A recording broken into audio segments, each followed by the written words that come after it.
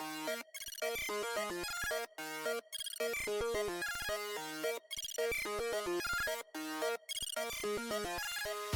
hello, dear listeners, and welcome back to another episode of the Reforming Nerdom podcast. I am one of your hosts, George Cecile.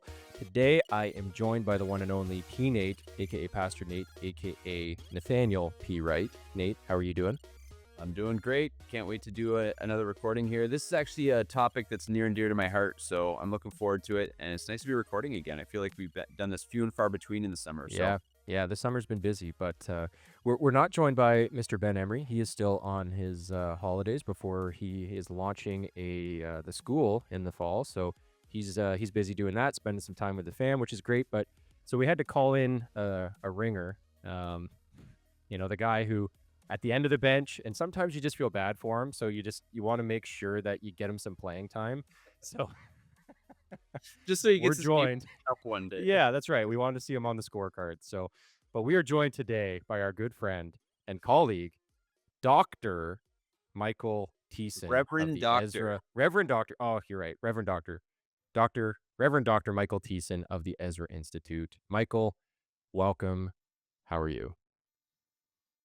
You know, that whole bench analogy, the guys who are, playing subpar while being on the starting lineup, they tend to be the guys who constantly go to the coach and play politics to keep those of us with greater skill on the bench. So look, guys, I get it. That's I get it that you finally have you've opened the door a crack. I kid you not. This is going to be the best episode you've ever shot. The viewer feedback is Ben going to just be lost his job. spectacular. No. And I'm on the starting lineup. Like, we're just done. So, we're going to Jason Bourne this. We're going to David Webb this. For those of you who don't know what those references are, go read. I'm sure we will hear extremely positive feedback from one Sarah Thiessen at some point, and we're just going to get spammed with Gordon, how great you don't know this my is. wife. My wife would be the one who would I was just gonna respond say, with the she'd be the most criticism. All right, there we go. So okay, perfect. Let's get that then, and then we'll have an episode with her discussing what she thinks of your performance. Okay, perfect. On the Reforming Nerdom She'll podcast. speak So, well of my performance. Michael, we're very excited that you're joining us. Why Yep. don't you give a little bit of an intro to our listeners and viewers? Some, I think many will probably know who you are, some familiarity with your content and what you've been doing. But why don't you just let everybody know a little bit about who you are, what you're doing, and why we should care at all about what you have to say about nerd stuff. Well, thank you for that welcome. I'll start things off with Nate and I became friends through the Ezra Institute. We're going real back, eh? All right, here we go. Michael's And we life became story. friends through the Ezra Institute, and then Nate became a board member for the Liberty Coalition Canada for me at a time when we started to really get into some work. So Nate became one of those guys who would just let me do stuff and work on stuff in Canada. And I greatly appreciated that. I think I forgot that he was a board member for like 3 years and didn't send him an email, and then started realizing that he was a board member again and we had to include him.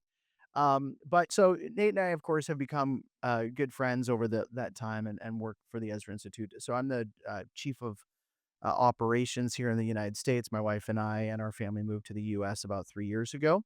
I pastor a local church, Royal Spring Chapel, and we are enjoying life in Kentucky. As you can see, I am sitting on my outdoor porch. I try to spend as much time on our front deck or our front porch as Veranda. possible. So, and you should listen to me because I'm just quality. Like, people don't necessarily recognize it. I always have to push my way in, shoulder to the door. People are often threatened by me, as I mentioned earlier. But it's just, you should listen to me because I know what I'm talking about. So let's just do this. What are we talking about today? I don't even know, and I'll be good. And don't be Well, good. well, I guess that remains to be seen, Michael. But Jordan, you can try to kick me down as much as you want, but this is going to be brilliant. You know what? I hope it is, Michael. I hope our viewers And if nothing else, skyrocket. his confidence is inspiring. That's right. You know Uh, what? You're what's that? Rooney. Rooney. Is that what it is? Is that what we're experiencing right now? Is that no, not Rooney. well, Rudy. Rudy. wait a minute. It could be Wayne Rooney from Yeah. No. No. Not that. I that was my camp name because I was a No, I'm football thinking player. Sean Astin in the football Yeah, movie. Is that Rudy? you're thinking Rudy. Rudy. Yeah. So Rudy. so Yeah. you're Rudy, We're and gonna look at I hope and you're the way the Rudy. podcast is gonna end with the two of you holding me up on your shoulders, celebrating I exactly mean, what Did you I've say done. Rudy or radio? yeah. Very different roles Oh, on the team. And let's be wow. honest, Michael, it wouldn't need both Nate and I to hold you over our heads. So, Oh. Okay. Michael, we are very thankful that you're here. And Nate, why don't you're going to be kind of spearheading the discussion today. So why don't Yeah. you take it And from here? And one of the things I will say to our listeners is if you don't listen to the podcast for Cultural Reformation or Ezra interviews, which is, Mike is obviously a colleague of ours. We just did the Worldview Youth Academy in Canada, so we got to spend some time together, the three of us, which doesn't always happen outside of this digital screen stuff. So Michael is a dear friend, which is why we rib him, and so we love spending time with Mike.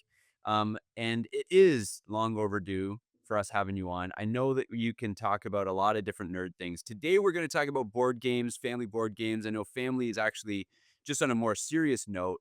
One of the things that connected you and I a lot early on was just our Yeah. our desire to move our churches towards family integrated worship and what that would look like, and not wanting to segregate our church based on let's put the young adults over here and the youth over here and the singles over here and whatever. So we do care a lot about family. And I think board games are actually really important for family culture. So we're going to talk about that.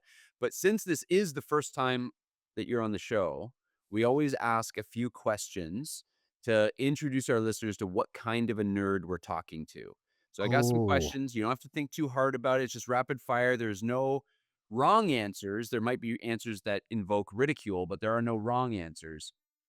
So this is just what kind of nerd are you? So number one, Michael, Star Wars or Star Trek? I'm gonna have to go Star Wars, but there's a mixture of like I thought that they were rebranding Star Trek well, and then all of a sudden they stopped doing it. So Fair enough. Like the new movies, you mean? yeah, not that like yeah, like the Newish. newer movies, right? Because they just stopped making new Star Trek. So I thought they were gonna get a whole reboot, and they didn't. And I didn't mind the reboot. Fair enough. Lord of the Rings or Narnia? Oh, do I have to choose like those Sure do. like mother or father? Like what are like that's like choose a parent. My father read me if we're talking about family, my father read me the Narnia series, every book at least 7 times. I can remember, like, laying on our living room floor and dad spending Saturday morning or afternoon or evening at times reading Narnia. So Narnia, heartstrings, Lord of the Rings, except for Tom Bombadil, Mm. brilliant. By that, do you mean disappointment he didn't make the movie, or you just think he's a bad character? Dumbest character ever created. Oh, I literally wanna scrap the argue episode. We're just I hating the wanna argue with anybody who wants to think that he's All right. amazing. All right. See, look at Michael trying to just get himself on a future episode Yeah, already. There you exactly. go. Yeah, He's just hedging his bets. He knows. Yeah. He knows how to yeah, you know how to trap me. yeah. Okay, Marvel or DC? Oh, Marvel, without a doubt. Were you a comic book guy, or was it just like, are you solely basing that mostly on like movies? No, strangely enough, my comic book life, mirrored my now modern movie life. So I got into the comic books, but then when the storylines they had to come up with so many different ideas that the storylines just became more and more either ridiculous or just unfollowable. Yeah, multiverse kind of stuff. Yeah, then I just started getting disinterested in it, and that's exactly was my experience with the Marvel Universe and just how things have branched out. I think up until Endgame and then the inclusion of, the Black Widow movie, I was a super big fan, and then now it's just like, "Oh, they made another one? Maybe I'll see it, I'm not sure." Fair enough. That'd be But pretty. DC went downhill immediately after the new reboot of the first Superman. So I really liked the reboot of the Superman, With Henry Cavill. and who's the Gladiator guy? Russell Crowe. Yep. I Yep. I like I l- really liked. I thought that they were again. I thought we were into like a Nolan Batman type of reboot, and then they just dropped it, and I added too much other stuff to it. So, Yeah, that's fair. That's fair. What was your favorite video game console?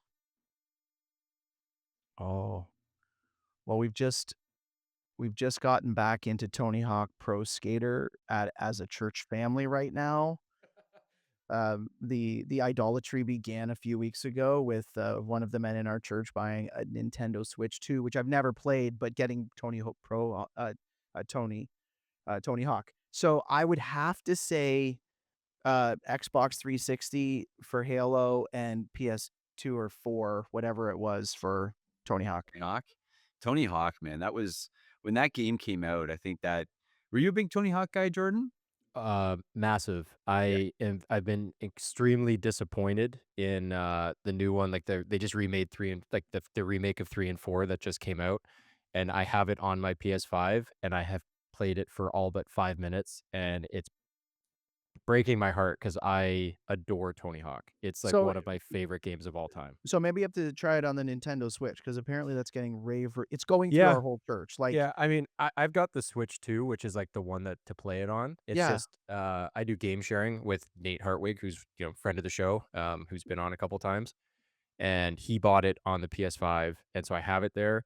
But I've honestly contemplated just buying it on the Switch so that I can play it in bed more easily. Because I tried doing remote play, which I don't know if you know that. It's like you can do it wirelessly. I can have my console in my office, play it on my Steam Deck, but it's that game you can't have any lag at all. Like it Nothing needs. like adding to the family culture by trying to play video games in bed beside your smoking hot wife.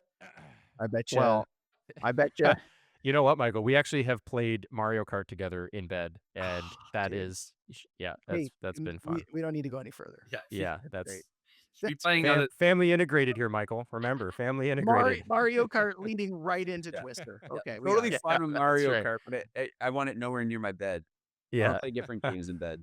Okay, Michael, what was your favorite cartoon growing up? Oh. He-Man would have been a good start. G.I. Joe. G.I. Joe Yes. probably. Yeah, G.I. Yeah, Joe. yeah, the Were you greatest American hero, knowing's half the Yes, I battle. love G.I. Yeah, Joe. You know what? I tried yeah. to did you introduce, like, your boys to G.I. Joe? So I No, tried no, see, no, just because introduce Judah to it, and the animation is so bad that he Mhm. just couldn't get into it. Like, he yeah, just still, right? Like, you forget how bad it is when I until feel it's like bad. that our kids were like they were remaking all of my childhood things into movies. So if the movie was anything appropriate, again, that's another fail. Like where did Hollywood go? Where they could have rebooted so many good old franchises and they tried, and it's like they just didn't know how to do it. I don't know. You know what? And that might actually be a good episode at some point when we talk about the death of G.I. Joe, because I think G.I. Joe was, like, probably one of my favorite cartoons of all time as well, and yet nobody will touch it now because everybody is so anti-American, and G.I. Joe Uh-huh. is so pro-America, Yeah. that I don't think anybody wants to touch it. All this money for nostalgic things being rebooted, and nobody wants to touch G.I. Joe because they either have to make it an anti-American kinda thing, or like the movies ruined. Yeah. Anyway, all right. Yeah. G.I. Joe, great answer. Favorite '80s action hero? I was born in 1976, so 80s is pretty early for me. 80s, 90s, I guess. Like, just think of your Schwarzenegger, your Stallone, your Chuck Norris. Um, that's a hard one. Rapid Because Bruce I fire, don't Lee. Michael. I Rapid don't know it. fire. Okay, well then it would have to be Schwarzenegger for the Terminator series, but I don't know if I can recommend that anymore to anybody. So I just haven't watched them in so long, and of course, we're young men who like to consume movies for various appropriate and nefarious reasons. So yeah, I'd have to say the Terminator series was a pretty good start. You know, crescendoing I think in two, and then struggling with three. But yeah, I'd say Schwarzenegger for that. But All right, Yeah. last question. Favorite nerd activity? You a video game guy? Are you a like movie junkie? Are you Comic play books, Pokemon board cards games. in your spare Yeah. time? Like, I don't know. No, I'd have to say between fiction novels and fiction movies. Probably the nerdiest thing that I like to do is I like to enjoy the book first, watch the movie, and then reread the book series after I've watched the movie so that And then I complain that the movies visualize. took out Tom Bombadil. Yes, yeah, Are Tom. are you, Michael? I don't know if I asked you this. Do you like the Terminalist books, the Chris Pratt Amazon show that came out? Did you read through those? I have not been there yet. Okay. Um, Well, that's partly because he made a movie where he fell out of the sky, met his daughter. Tomorrow War or something like Something that? like that, and Yeah. I thought that was the Terminalist thing for forever. I just kept Nah, looking at yeah. them as the same. Yeah, Tomorrow War. So, Yeah, no, is that a recommendation then so for a new fiction? the Terminal List books are an annual treat to myself. And Okay, it's on, done. I think it's I the will 7th start book now. this afternoon. Seriously, if you, because you're a big Jason Bourne fan, I'm a right? huge Jason. In fact, that's the show I want you. You need to have me on when we talk about the Jason Bourne series because Yeah, the books and the movies are totally different, and it's yeah. worth us talking about that forever. And so the Terminal List is a series that I would say the show with Chris Pratt, he's just not James Reese. Like when you read the book, it's not quite as egregious as Jack Reacher when they Right. had Tom Cruise Tom be Jack Cruise. Reacher. Yes. Like that was Although, good if you movies. want to talk about my favorite actor of all time, Cruise is my Oh, favorite. Oh, oh, Cruise is I fantastic. He's just not yeah, Jack no, Reacher. He just no, wasn't he 90s or no, and he's yeah. not 6'8", 300 pounds, Yeah. as he. But anyways, all that to say, Terminalist is an exceptional book series. It's like one of my favorites. Every year he drops a new one. Every summer I read it. It's just Okay. kind of a thing. Yeah, I would highly, highly recommend it. If Okay. you're into that kind of book, yeah. Done. All Yep. right. So Jason Bourne. So all the listeners, if you want Michael to come back on and talk about Jason Bourne, bug us in the comments section and we will make that happen. If you never want to see Michael on the show again, also tell us that just so we It, can screenshot it and send it It's to good. Michael. and if ever we do a Jason Bourne episode and Michael's not on it, you know where things are at with us. That Yes. And pray for a reconciliation in her And relationship because that would a be and if the show stops suddenly right after that last episode is shot, just know that there's been some Jason Bourne manifestation in yeah, the real that's right. yeah, world. that's right. That's right. If after that episode Nate goes missing, don't believe Yeah, the suicide note. yeah, Yeah. that's right. All Look right, for horse stitches. here's Look what we're for horse. actually going to talk about today. We're going to talk about board games, and I think that this is actually an underrated part of nerd culture. I think that board games are great for setting family culture, for fellowship, all things that are important to Christians. So we're going to talk about that. But before we do, we're just going to pause and give a word to our sponsors. Hey, Reforming Nerdom listeners. If you're the kind of nerd who fuels deep theological debates or marathon game nights with a great cup of coffee, you need to check out Cosmos Coffee Company. Cosmos Coffee Company is a Christian coffee roaster in White House, Tennessee, that provides freshly roasted coffee to customers all across the US and Canada. Whether you're diving into your next deep theology study or prepping for an all-night board game marathon, Cosmos Coffee has you covered. They have 7 great flavors, including the Pilgrim's Roast, a smooth, light roast with notes of blackberry, honeysuckle, and butterscotch, the Renewal Roast, a sweet Ethiopian blend with strawberry, agave, and peach, and for something extra nerdy, the Falcondra Roast, a medium Colombian inspired by Out of the Silent Planet with rich flavors of chocolate, brown sugar, and citrus. And because you're part of our nerdy fellowship, they are offering 30% off your first order for Reforming Nerdom listeners. Just use the code REFORMNERDOM at checkout. So, if you want to level up your coffee game, go to cosmoscoffeecompany.com, that's Cosmos with a K, and use Reform Nerdom, no spaces, to save 30% on your first order. Cosmos Coffee Company. Coffee roasted well for His glory, for the kingdom. Okay, we're back, and we're going to talk about board games, like I said. The idea of this is I want to talk about. I'll give you a couple of facts that I was interested in. Maybe we can, and then I have a little bit of a quiz later. But I just kind of want to talk a little bit about your relationship to board games.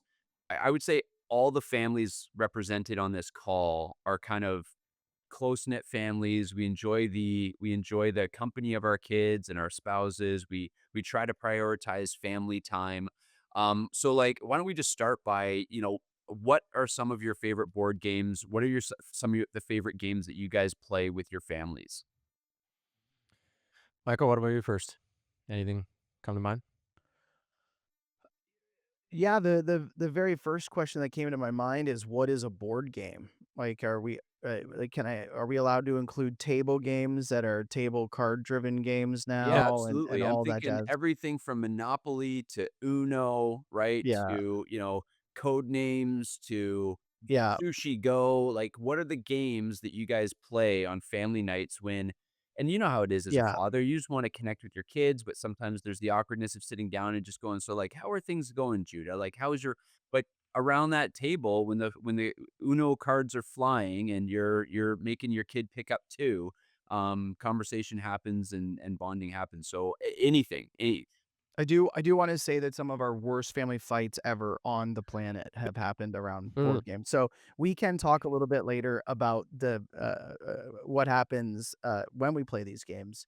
I'd have to say Catan yep, has been a fairly strong um, constant. Risk would be one of the games that, as a father, that would be one that I introduced. We have a really fun rapid round where you take a, a, like a cap gun, and we do like a Russian roulette speed round to get people out, and they have to spin the thing and then put it to their head, and keepers. if the That's cap gun All right. goes, then you're done. Um, okay. we Ticket to Ride. Oh, Yeah, that's a good one. I that like is that. a Yeah.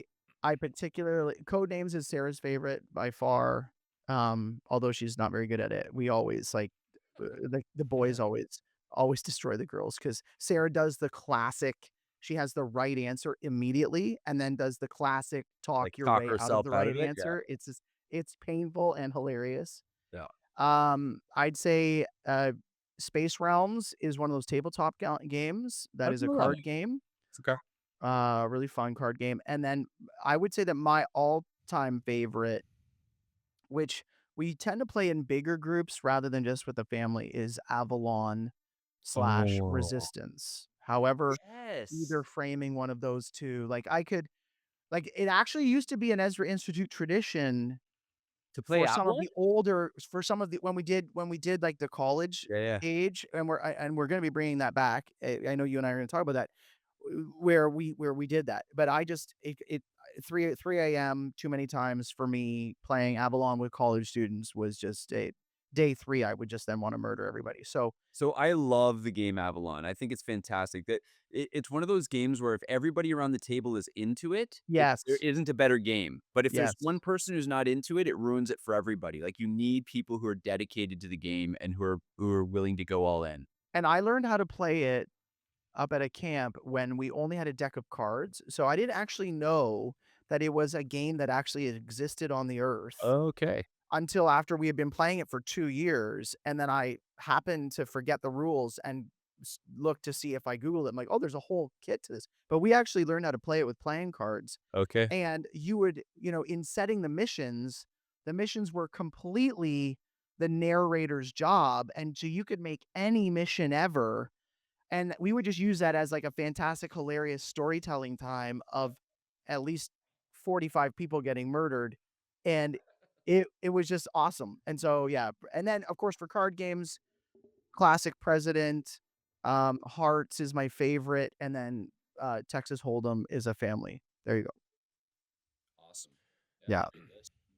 Yeah, for us, I have some different games, obviously, for the kids versus just like Mel and I. If it's just her and I, we will usually go to crib. So we're big crib fans. If it's just the two of us. With the kids, our go-tos seem to be Go Fish and Uno, because I mean we have kids from almost 9 to 4, and so like Haddon can understand Go Fish well enough. So it's like often be if we're wanting to include everybody in it, we'll do that. Uno is just a fairly easy game as well. So even like Lily, who is almost 6, she can handle Uno by herself and does well.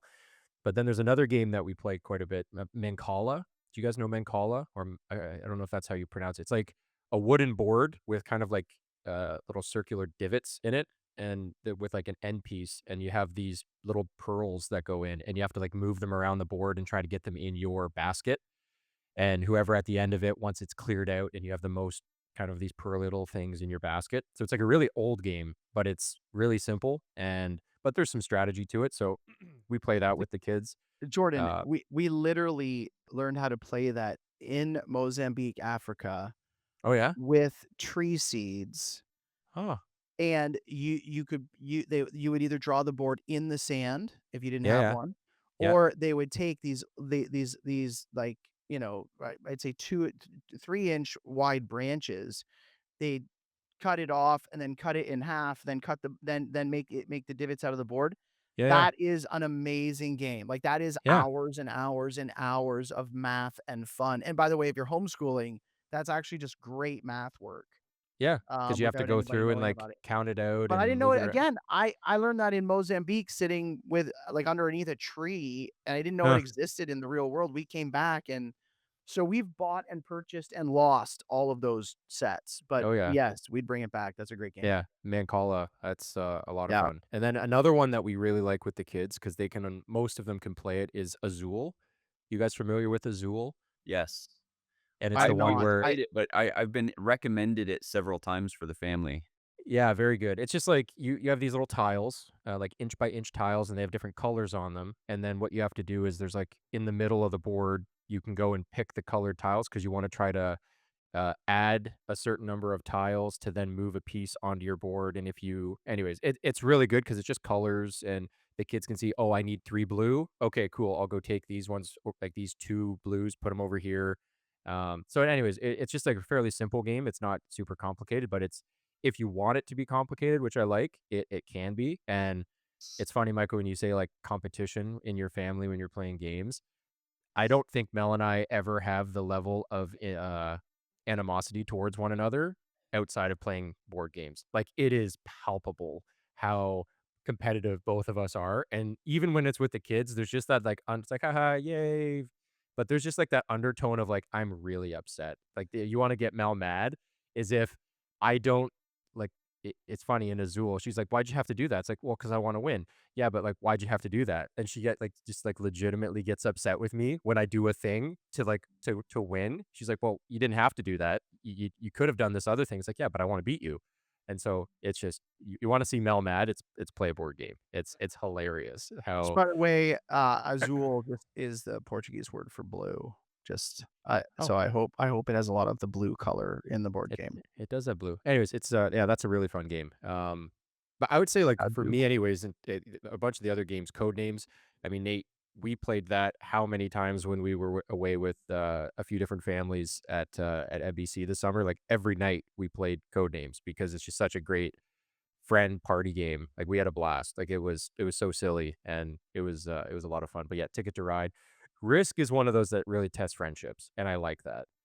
Like if you're with your buds and you're playing a game of Risk, it's like if somebody doesn't flip the board or just like stomp out of there at some point, it's like you're just not doing it right, and it's just good. It's just healthy. It's so much fun. So, So, anyways, to that exact point, Jordan, I used to play Risk with all my cousins growing up. So, right, you go to a big family function, and the uncles and aunts are just talking nonstop. So it's just, you go out, you do fun and whatever, and you come back and they're still talking, and they're just wanting to catch up. So we would play Risk all the time, and I was the oldest of all of the male cousins that were there. And so for Risk, for about 7 years, I probably didn't lose a game of Risk because all of my younger cousins would always do what I told them to do. And so there's this time frame probably when we hit about 15 where I'm 15 and now they're 12 and 11, maybe I'm 16 and they're hitting 13, where they're all of a sudden realizing that all of my lying about, "Oh, this will be helpful and if you do this and whatever," So fast forward to me being 48 years old. And to this day, we can show up at a family reunion, and one of my cousins will be sitting there with the risk board already set up. He will have put his children aside, and we can barely play because the only thing they don't wanna be is duped by me. So it's like, "Okay, guys, I'm gonna do this, and I think you should do that and that." "You liar!" And then they're like, "This is our." It is hilarious. We can hardly play anymore because they just won't even make basic moves if That's they perceive that I am anywhere near favorable of that move. So it's developed a whole culture, more in my cousins than anything else. That's funny. Yeah. Um, yeah, I mean, I would say a lot of those same ones. Codenames is obviously like Jordan and I, we vacation together with a few other families from the church every year, and that's like when the kids go down, Codenames comes out, and we all are. I feel like it's as good a game as any for creating inside jokes within a friend group, and just guys versus girls, and just the right amount of spousal competitiveness and yeah, that's one of my favorites for sure. Like we do Monopoly and stuff like that with the kids when they're younger, but I think there's a lot of better ones. My kids are like board games are prevalent enough at our house that there's very rarely a morning other than Sunday mornings that goes by where we aren't playing a game at the table for breakfast. Like so breakfast is up, I'm making copies, getting ready to go and stuff. And if I'm not playing with them, then they're at least playing together and the kids will be playing Connect Four, Uno. They'll be Connect Four, playing Cover classic. Your Assets is a big one. I don't know if you guys have ever played that one. There's a whole I refuse to play it anymore. fair enough. There's a lot of fights with that one too, because generally it takes one big one that whoever gets that one wins, and then And nobody. it's all luck. Like it is literally the luck of the draw. If I get a goal that is strategic time, but Galilee is clearly the best in that game in our There family, you go. and so I There's despise there's a her for it. whole Grandpa Beck's games and I just like the mission of the company, but they have a few. Gnoming Around is one of them. Skull King, Cover Your Assets. So they have some good ones, and we play all of those. Colleen and I oftentimes at night too will like instead of just be sitting there and putting the TV on or whatever, we'll play Racco, or we'll play I don't know what the other one is. It's another Grandpa Beck one, Five Kings. Well, we would sometimes play Cover Your Assets, but it got too hairy. So yeah. Anyway, thanks. did it now.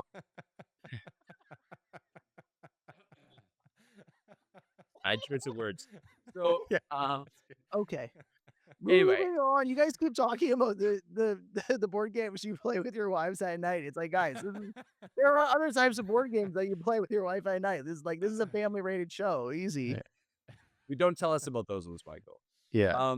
Yeah, so anyway, but games are big at our house. We'll often play around after dinner and all that kind of stuff, family nights. So lots of really good ones. I have a couple of things. So what do you guys and maybe you'll know some of these answers, but do you know the oldest game that we have that the oldest game like in terms of games that are invented that still get played today? Do you know what the oldest game is? Are we talking board game? Yeah, like yeah, board game. Yes. I Like forget I the think name.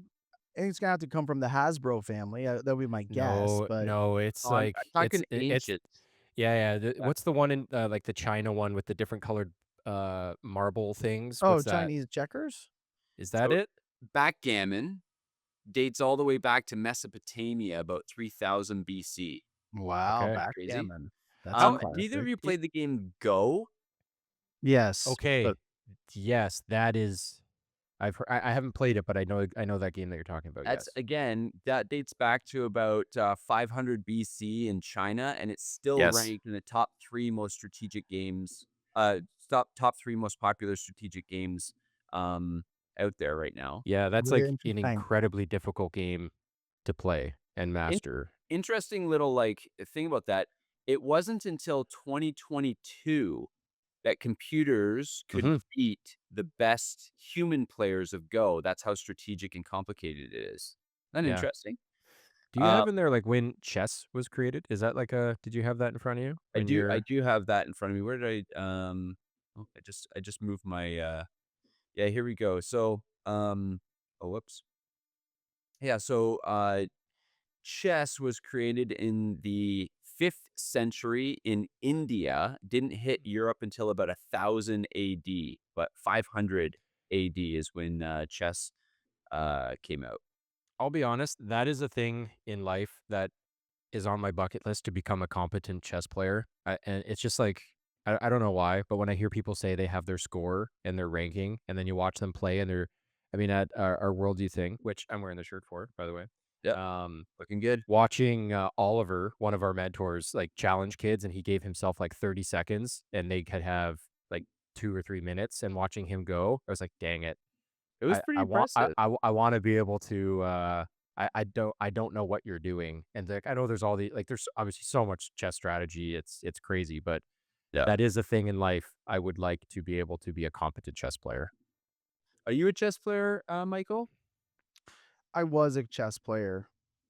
And so what I mean by was is like I was a part of our chess club at in high school. Actually, I grew up in a very weird, eclectic group of guys in high school where like all of the jocks were happy to be a part of the chess club and all of the like Mm, it was a there wasn't very much of a like a degradation of some of the things that we might think would be more cultural events other than just sports. So um but I would have to say that I'm really rusty. Like I could sit down and play an average, probably play a half decent game, but I'm probably only 4 moves ahead now when need to be like, real chess players are 20 moves ahead, right? So, um, Yeah. yeah, they're but it's a great skill to have, and it's very fun, and, I think it's interesting, if we're talking about games, I've actually been talking about writing a lecture on economics, and I've been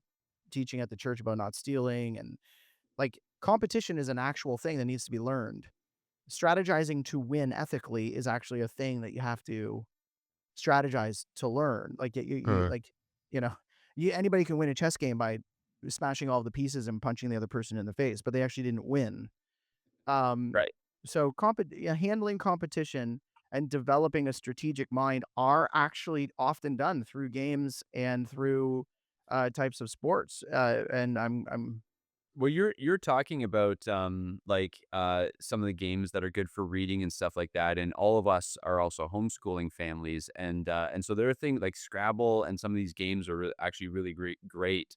They you're teaching the kids while they're having fun, and I agree with you that I think board games can teach everything from patience and humility in terms of character virtues, or unfortunately, they can also teach impatience and anger, but you do cultivate self-control and that sort of stuff. But it's also just, yeah, it's strategy, competition, all that kind of stuff. I think it's really good. A I, couple other things I thought was interesting. So, do either of you know what the original name of Monopoly was? nope. It was just called the Landlord's Game. Hmm, It was made in 1903, and it was originally made to warn against the dangers of capitalism, which is quite ironic since it's sort of like the capitalism game now. oh, yeah. Um, Wow, that's yeah. fantastic.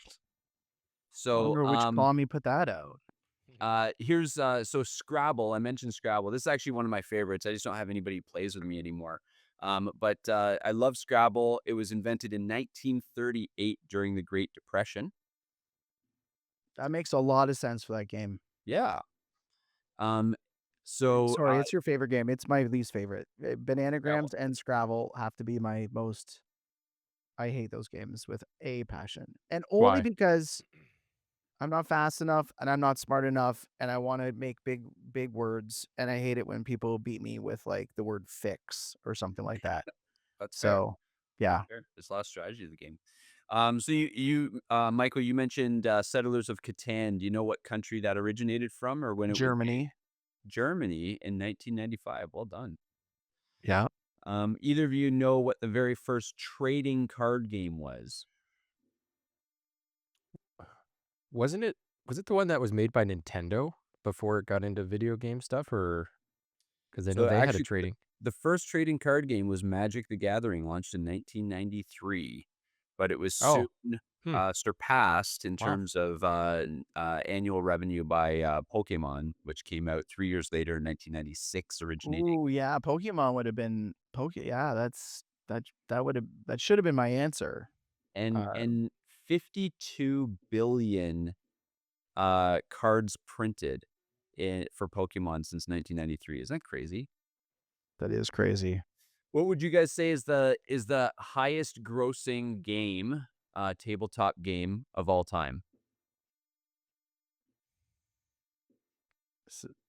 We're playing a game now that I didn't prepare for at all. Like, we're playing for trivia, It's not and like I won't hold any points or no, anything, it's all but, good. yeah, The Uh, highest grossing, and you said tabletop game? tabletop game, yeah. Well, my Like I'd have to say Pokemon, but you already mentioned Pokemon, so now it makes me think that it would not be Pokemon. But I'm going with Exploding Kittens. What?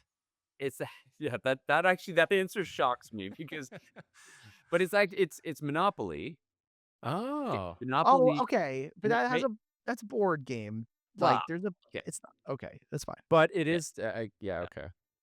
Well, and, then 278 million units sold over the last 10 years.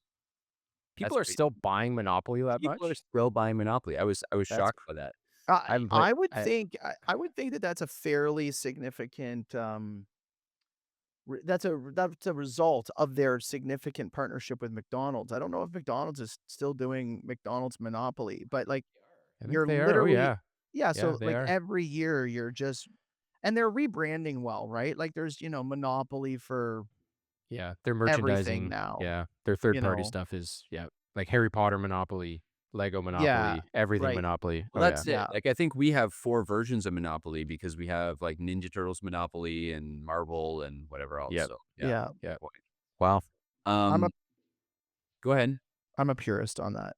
I Purist? would agree. I I would can agree. understand why they're doing it, but I I might delve into a Hogwarts Monopoly. That might be interesting. But Well, come on, if they made a Monopoly where you're gathering Shroot Bucks, guaranteed people are Yeah. buying it.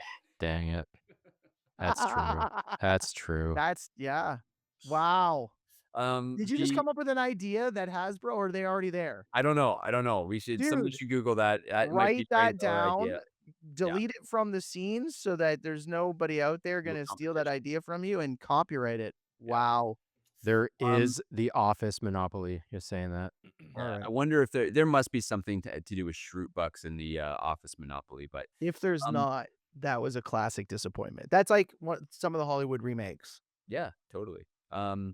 So, so the five fastest growing new modern bestsellers are Wingspan, which I had never heard of, I've heard of that. Yep. Code Names, Yeah. Azul, which you guys mentioned, Ticket to Ride, Yeah. and Root. Hmm. Haven't I've heard of never heard Root. of Root. Yeah, so I thought that was interesting. Couple of I'll just finish off with this. Couple of fascinating little like nuggets of game lore. I mentioned already that Monopoly was invented to critique capitalism, and now it's the icon of it, which I thought was interesting. Uno was created by a barber in Ohio, and Uno was invented by a barber in Ohio for the purpose of settling family arguments, There you Like go. casting lots. That's brilliant. like casting lots. Now it creates family arguments, but Oh Well, yeah. we actually do games to cast lots in the family. Like if there's a huge decision to be made and like moving to Kentucky, you're telling me with a different hand, opening hand of Uno, you guys might still be in Canada? yeah, Wow. I think we The played lot is cast into the lap. I It's think every Sarah just. and I played the best out of 5 uh rock paper scissors. Fair enough. Yeah. Um, Which eh, by the way, okay, wait, before you move on, Nate, I did want to talk about this. Like, have you guys ever thought of creating a board game? And Uh-huh. I have often wondered how you develop a board game, like how you develop the prototype, what are component? I've never thought about the required components of a board game. Like if you ask me, Mike, give me the required components of a sitcom. I'm ready to go. I want to publish one. If we have any listeners who want to give me $500,000 to pilot my next episode or the next 5 years of episodes, I will create a sitcom because I get it. I don't know how you would sit down and develop a board game. Like where, was it like you're sitting around and you throw something up against the wall and all of a sudden, you're playing a game? How do these people develop these things?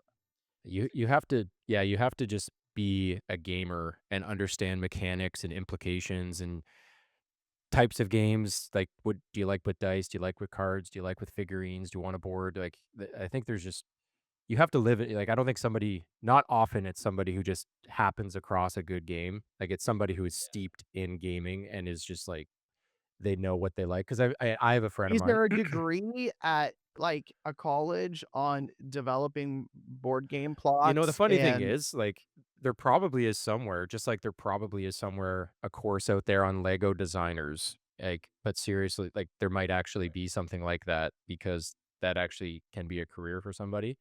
Um, it's really hard because, like, when you play a game that doesn't have good, again, good economics, where yeah, or the mechanics don't work, or it's just not very fun. So, like, to get a game that is just really highly tuned and has the rules settled and everything, it's like that's yeah, it really is hard to do. I wouldn't, I don't have the brain for it. A friend of mine, I think he could do it because he just, well, like Mark, who like Nate, you and I both know, like I'm pretty sure if you were to say, "Hey, Mark, put together a game for us to play with our families," and I'm pretty sure he could come up with one because, like, for you to ask. well, that's it. He probably already has because they have hundreds of board games, and I play board games more than you guys do. So, but yeah, I think very, very difficult. I think Ben Wyatt in Parks and Rec was like a great example of someone trying to do it. But the whole joke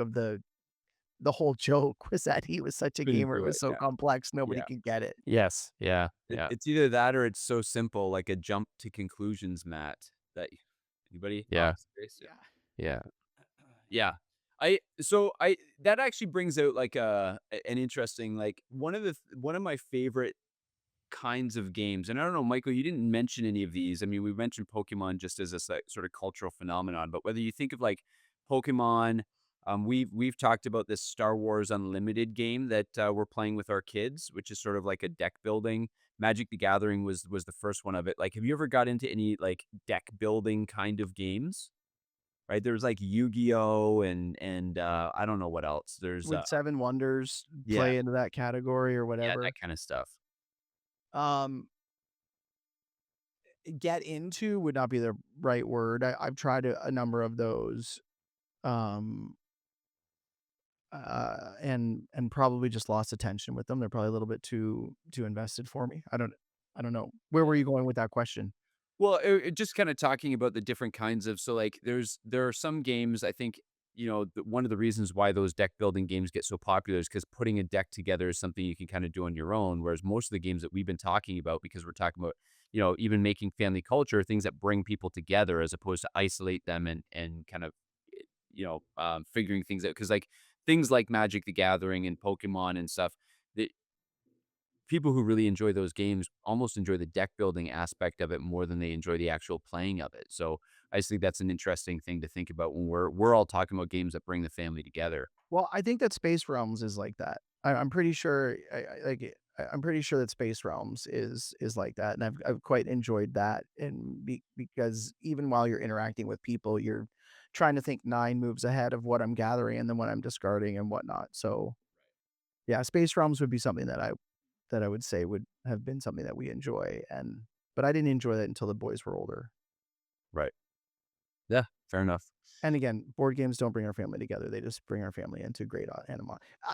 Hilariously, though, there's a culture in our family, which is actually, I want to talk about this. Yes. So, with our kids, one of the things that happens with board games is, like you said about yourself, about them, playing without you. One of the things that happens now that our children are almost all adults is that they are just so excited to be together and playing together that my frustration point comes out is that they just get flat out stressful. Like the volume's high, everyone's having a hilarious time. People sometimes are getting over competitive, other people aren't paying attention, but they and of themselves now have this own momentum between the four of them. Yeah. And Sarah and I sometimes just have to say, "Okay, we're tapping out now," because there's just so much joy and energy there that it's stressing us out with just like the volume and not listen. Like, are we playing the game or are we gonna have a conversation? So it's like they're at that young adult age, they're far more comfortable with conversational strategizing than I am than I am, and so that's actually been a very interesting thing where I've actually had to get up and sometimes just say, "Hey, you guys are having fun, and I'm being weird, so keep having fun Mm. and have a nice evening." Like, it's strange. I don't know if you guys, you probably haven't experienced that yet with the age of your kids, but No, where you're I actually like one of the things that I've been trying to figure out is what games I'm required for and which ones I'm not, right? Like I love it when I watch my kids all get together and they'll play a game of Uno or cover your assets or something together, and I'm just watching the joy and the fun kind of happen around the table even without me. Whereas there's other games that just aren't going to happen unless dad brings it out and helps Harper with her choices and all that kind of stuff. yeah. So I think that would actually there'd be a great deal of joy in watching your kids kind of get to that stage where they're enjoying something that's actually you can step away from and watch them enjoy it together and Mhm. enjoy each other's company and everything. Yeah. I would like to see, and that's something I think we Melissa and I just need to foster a little bit better is board games, like physically playing games together. Because our kids will do it no problem if I go set up Mario Kart. Like they'll all four of them will gladly sit and play that, and like they're having a blast, and it's fun for me to be able to just like watch them do that. But I think there is something about not a screen, physically Yeah, being I think together and like wanting to do it. So even as you say that, like your kids doing it together, for some reason I just hadn't really thought of, because our kids they don't have that bent in them right now to just want to play that. But I think that's something that we need to encourage more, because I think it's like what a great thing for kids to spend time with their siblings and actually just enjoy time together. I think that's a great idea. one of the things that we did that was really helpful because again, like Uno and Rook and some of those games, Oh, they require a kid classic. of four to kind of hold a bunch of cards. So we got the little stands for them. So you get this Mm, the card holder stands. So yep. that was helpful for them because then they felt like they could see all their cards and there was something for them. So they'll just have their cereal bowl on the table with their cards and they're all just playing card games nearly every morning. And it's a good thing. And so let's talk maybe just a little bit about why families should cultivate the practice of playing games together. I think there's obviously spiritual formation that can happen, right? You're learning, we joke about it and the competition is real. And I think competition is good and healthy in families and in relationships. But you really are teaching your kids to lose with grace and win with humility. Hmm. Um, or you are actually also teaching them, Michael, you mentioned this, you're teaching them strategy and honestly stewardship of decisions, right? Like your decisions matter and the decision that you make in that moment have real world consequences. And so Uh-huh. I think those are things that you don't I don't make them aware that every one of their decisions has, consequences, but these are things that you just learn throughout the game.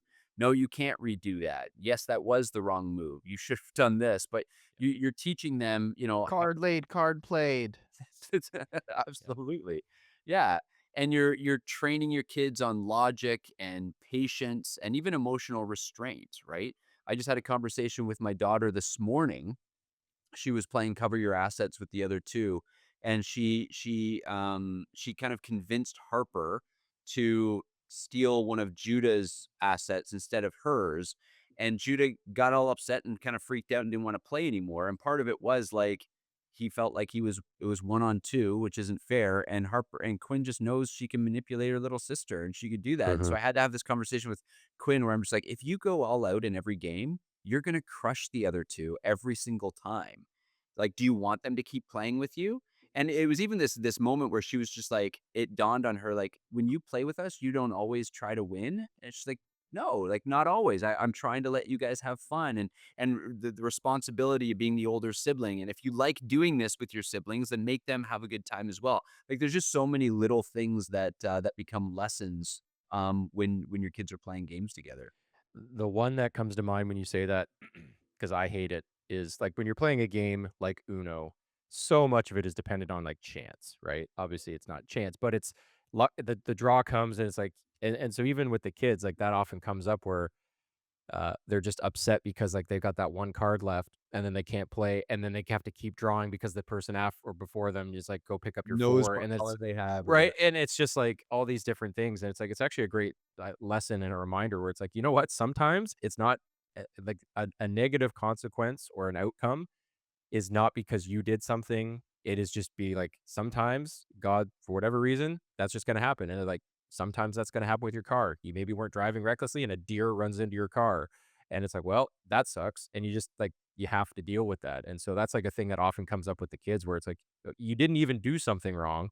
It's just by nature of the game we're playing. Yeah, you just have to deal sometimes with you lost not because you failed or because that other person was better, just because, well, for whatever reason, God said this card is going to be played and you're, that is what it is. And so Yeah, that's like a learning opportunity that I find often with our kids that comes up. for It, sure.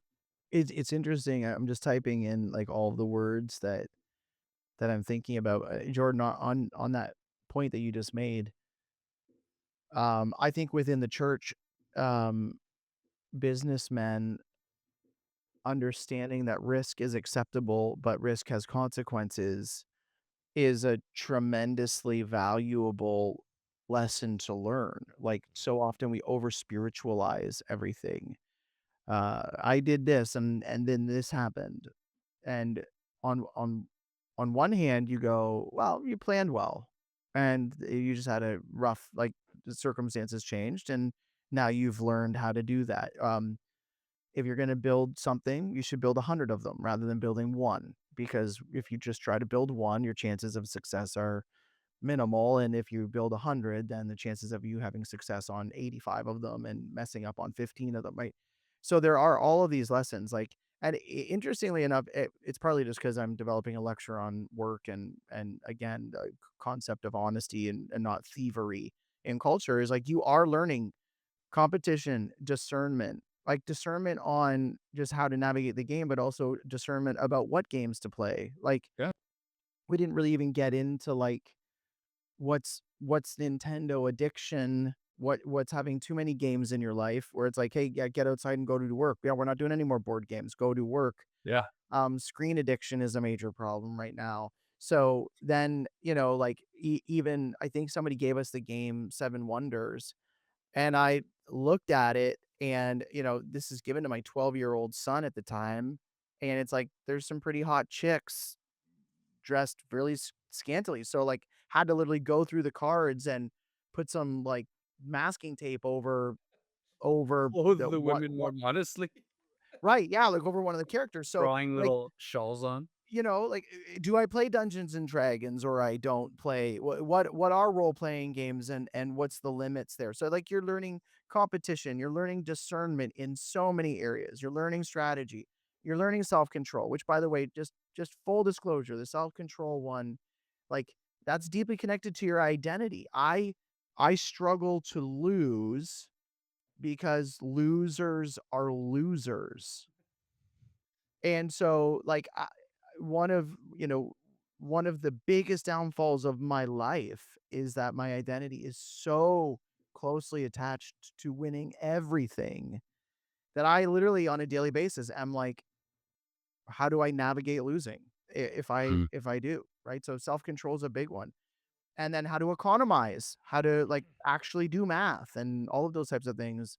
So yeah, I think it's an incredibly great thing. And of course, if you're doing this with a broader context, because I know you guys wanted to talk about hospitality too, you know, I find this as a pastor to be a very significant discipleship thing, except for the times when I lose self control and ruin the entire night for As long everybody as you that's there. repent and ask for forgiveness, then it's also Yeah, still even that, yes, even that is redeemable. But like, there's so often where I'll be sitting around with a family, and I'll clearly go, you don't you're not teaching your children any life skills. yeah. Like you have that classic family where everybody's winners and they're all just not paying attention to anything. And it's like, okay, there's a difference between being a gracious loser and having a good time and not even like why bother play the game?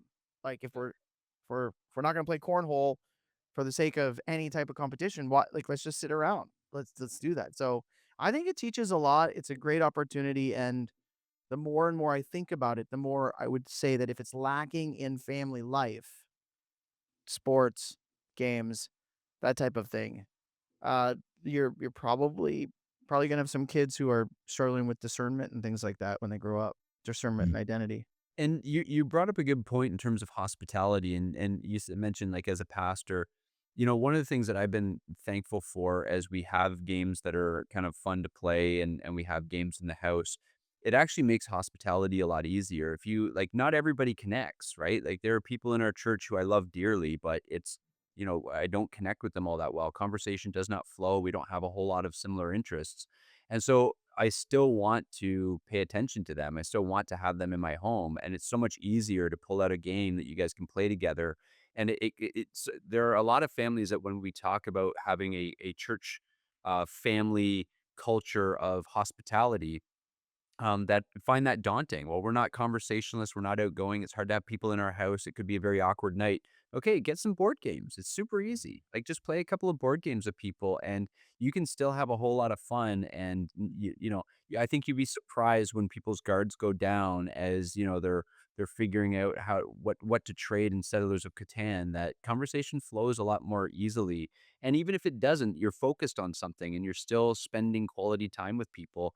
And to your point, Michael, where you're talking about like screen addictions and everything, I obviously we've talked about it on this podcast. I think there's nothing wrong with my kids playing Mario Kart with Jordan's kids and all that kind of stuff. But there is I want to limit that. I don't want them in front of a screen all day. I want them to be around the table, putting their hands in the popcorn bowl with other physical people. Right? I want them connected to the real world. Except Like for those kids with lice or yeah, except Jordan. for the ones who eat them like this and then put their fingers back in. They get their Like, own get your own bowl. they get their own bowl, that's right. And it's gotta be bigger than the other P Yeah, kids. that's right.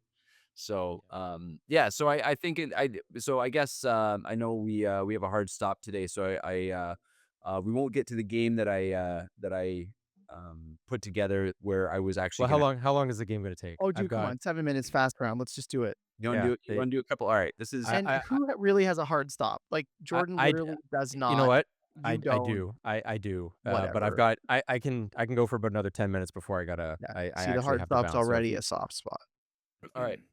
So, all right, here's what we'll do. We're gonna do a couple of rounds. We'll see how long they take. So we'll try to do it fairly quickly. Round one are worth 1 point. Round two are worth 2 points, etc. And I'll just ask each of you a question, and I'll record who has the most. And there you go. All right. Whoa, whoa, whoa, whoa. Like handicapped, anything like this? Have you and Jordan Oh no, pre-arranged that Jordan I'm knows gonna nothing. lose this Jordan game? Because Jordan knows wow. nothing about this. All right, good. I know Okay. nothing. All right. All right. So, all right, Michael, I will give you the first question. The first question is, which modern board game was inspired by 18th century trade routes in the Netherlands and Germany, but launched in 1995? In Netherlands and Germany, Like launched in these are not 1995. so Sellers of Catan. abstracting. Yes, there you go. See? You got this. You got Yeah, this. no, I hate trivia. Just as a heads up, I hate trivia, but that's great. All right. Jordan, which game All was right. original? Actually, I think I said that earlier in the episode, so I'm not going to do that one. Oh, come on. Which strategy game was used by Chinese generals to train for war? Uh Hands where I I'm can see them. No AI. I'm gonna Yeah, say whatever. because we were chatting about this earlier, go? Correct. Yeah, Yeah. correct. Yeah, Okay. let's go. Cool. Cool, cool. Okay. Michael, in Clue, uh you're trying to solve a mystery. And how many components and what are the components of what it is you're trying to solve in Clue? How How many many components components how to many the components of the mystery? murder are you trying Yeah, to so I'm murder weapon, actual identity of the assailant, The Room. I'm gonna go with those 3. So what were they? The Assailant or murderer? murderer, Mm, the weapon, and the Room. location. Yeah, Room. you got it. Those are the 3. Jordan.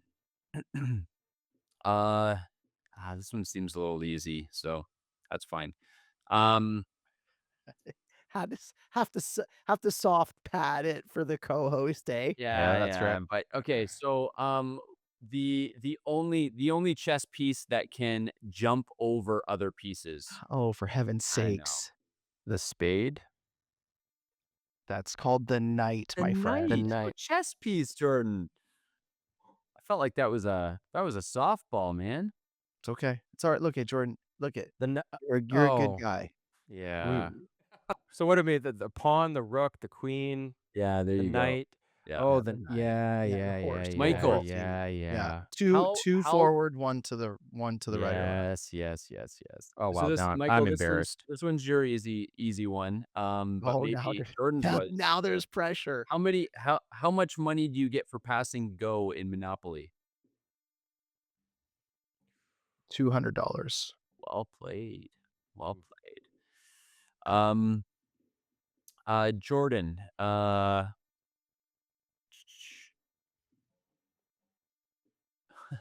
okay. Uh the dice are cast is a historical phrase, but what game is known for which game I won't ask that question. That's kind of an awkwardly Pirates dice. sorry. It It's the game played in Dead Man's Chest. No, Pirates of the it was Caribbean. actually trying to get you to go Dungeons and Dragons. yeah, Dungeons and Dragons actually coined the phrase the dice are kept. You got to give Jordan that Yeah, one. okay, I'll give We you got that to give him one. I'm one. sorry. I'm sorry. You guys just didn't Did- want to enter. You didn't want everybody to get upset that Jordan knew anything about Dungeons and Dragons. I get it, but he I does. have So no shame over Dungeons and Dragons. oh, That could yeah, be a that's a whole conversation. conversation. Oh I yeah, love that. yeah. I don't like how we have like 4 episodes that Michael has inserted himself into, and You do. You actually really do like it. You actually want to shoot that one because now people are wondering about whether or not they're allowed to play Dungeons and Dragons, and they want my opinion on it and yours too. Okay, go I ahead. think Jordan has answered that question, but I have you guys can debate it for sure. formal debate. Yeah, there you go. Formal debate. Would you be negative on that, Michael? Because if so, we would love to have you debate Jordan. I honestly don't know enough about the level of the role play. So Fair you usually for me that's kind of where things are at. But so I don't know. I remain uninformed on D&D. Fair enough. Okay. What other questions do I have here for you? See, some of these ones get pretty tough. So, okay, so this is I did all these with ChatGPT, and I'm not as good with the prompts as Jordan is. So this one's actually in biblical. Is this Bible or board game? So, Oh geez. Michael, plague tokens that spread across the map each turn, board game or Bible game. I don't like Well, the answer. Let me ask this: yeah, that for would which be game do you spread plague tokens across the map each turn? I would not know that. Pandemic. Oh, I hated Mm, that game. Yeah. I actually hated that game, and then Bill Gates and Anthony Fauci actually sat around and played the game, and everybody just did what they told while they were playing that board game. I can hardly look at that anymore. it's true. The amount of embedded in authority given to the government in that game, it should be an anti like we should have an anti-pandemic campaign just because it's so much propaganda. All right, Anyway. this one's for Jordan. Actually, I wanted to give this one to Michael to get him in trouble, but it's Jordan's turn. Jordan, what is the name of the card game where you have to intentionally lie about pairs or sets that you put down? Oh, I know this one. Cheat? See, that's the Christian version. It's Oh shoot. actually called. Can you bleep me out if I say just say it's called BS, right? Yeah, that's Right. We right. have to call it out. I Yeah. thought, Uh, okay, I thought we were kinda going into the more modern realm, and there's you're constantly, lying about your identity, and you're doing it by placing the cards, it's not yeah, concierge. like What is it? Are you thinking Mafia? Confusing It's Mafia with like something? Mafia, but it's not. I'll find it. Mafia is a great one as well. Okay, so here here's this one was called I think it's called the lightning round. Okay, here we go. All right. So one word answer. I'm going to give you a couple of words and then you tell me which game these words are associated with. Oh, man. So, Okay. Michael, cards, colors, skip, reverse. Uno. Correct. Jordan, wizards, mana, exile, tap. Magic the Gathering. Well done. Michael, bluff, coup, deception, tax. Coup. Correct. Well done. I wouldn't have known That's the that. game I was looking for. I was just that's what I was trying to look up. The one, yeah, coup is it. There you go. Jordan, birds, eggs, powers, food. Oh. Birds, eggs, powers, food. Yeah.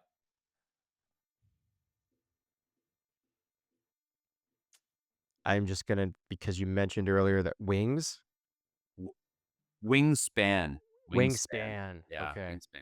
So It's okay. even I was here's gonna go with the Angry Birds on that one, Jordan. That So was the yeah, first you thing know that what? came to Let's mind. yeah, That was the first one, but it was yeah. like that's not a game. I mean, it probably is a board game somewhere in yeah, some I would way, assume but it's there somewhere So now. even if I gave you that one though, Jordan, Michael did beat you 5-4, even if I gave you that yeah. one. Here Ah, the this was the, the chess that was stupid. yeah, there you go. That one did it for you. I'm So embarrassed. the bonus tiebreaker that ChatGPT gave to me, I actually thought was really interesting. Which game's title is also the name of a biblical region, even though the game has nothing to do with scripture? Eden. Incorrect. Yeah, I don't know. I just threw that out there. I'm the, there's no way that yeah, I won't even. I was gonna say I'm gonna guess Catan again because there's It just no is way. Catan. It is Catan. Oh, Yeah, really? Yeah. I Ah. couldn't tell you which book of the Bible that's mentioned in, but I I'm assume gonna Yeah. it's assume somewhere. Genesis, but Yeah, I some have type no of region. yeah, and I thought that was an interesting one because it got me. So Yeah. Jordan, you're gonna have to Okay. teach me how to make better games with ChatGPT because I feel like yours are always superior. But there you go. That was the game. Michael's the champion, and he wins his way back onto another episode where we'll talk about Jason Bourne. If we must. If If we we must. if we If we must. must. Yes. Well, Is Michael, this show shot live? Like, are the comments already rolling in that I should be back no. on and it was No. brilliant? No. No, and you know what? For certain episodes, we turn off comments, so this might have to be one Which of those. all that means, Michael, is that you have all the time in the world to go and make 20 burner accounts. Yeah, Just that's right. that's right. And you know what? Hey, you As know long what? as you watch right to If the you end, help our algorithms, you'll be fine. Yeah, and if you want to with those burner accounts sign up for Patreon, that'd be Yes. wonderful and that'd be great. You know what? And Yeah. we'll gladly have you on. The more Yeah. and more. You know what? For every 10 Patreon accounts that we have signups, Michael, you can come on an episode. Another episode. So yeah, that's right. I appreciate the offer to be even more friends who I have to pay to stay in my Yeah. life. I get that. I All right. I know that Jordan has a hard stop. So we got to stop recording as well. Final word I would just say is that I think it is good culture setting in your family to be a family that is about board games and playing card games together. It is a good practice for Christian hospitality. There are a lot of great games out there. They teach character and virtue and spiritual formation. They are worth bringing into your family culture. So go play lots of board games. And as a sign, you talked about Patreon. I would still encourage people who want to support the show, sign up for Patreon. And for our patrons, one of the things talking about games that we are wanting to do is actually do a Star Wars Unlimited draft. So that's something you're actually interested in. Let us know on Discord. And we're hoping to put something like that together in the near future as well.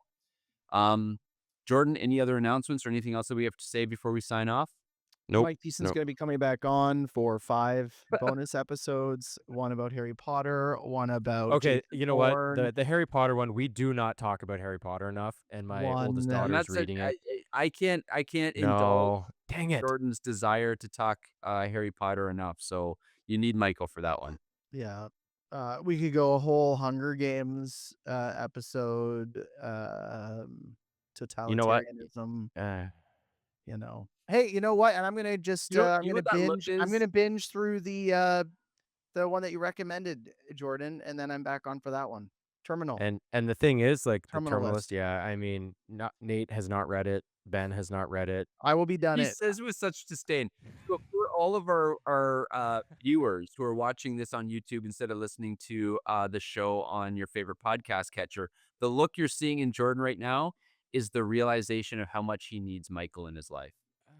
It's Yeah. a hard thing to admit, but you're seeing it real time. Yes, and that's the thing that's so interesting about Jordan. I don't know what I've done to Jordan in his life, but he hates to acknowledge How that much he he needs. enjoys me. Like he just hates it with every bone. You know what, So Michael? He it's says it to me. He says it to me. He's it's just he just doesn't want it to go to your head. all right. All Look at I appreciate that. I don't we don't need to worry about that. right. All Well, right, so we're clearly never talking about Harry Potter on the show. We're clearly never talking about the Terminalist. We're never talking, but you know what we will talk about is Jason Bourne without Jason Michael. Bourne. All right. All right. Have a Well, good day. until Thanks for next joining. time, Yeah, everybody. thanks for joining, Mike. Yeah, thanks for coming on, Michael. It was a pleasure. I'm sure people will appreciate hearing all of our inside jokes with you. I Mixed- was gonna hang up. I Yeah. was literally just All gonna right. hit hang up while Well, you the try to last close thing I things have to off. say is stay nerdy.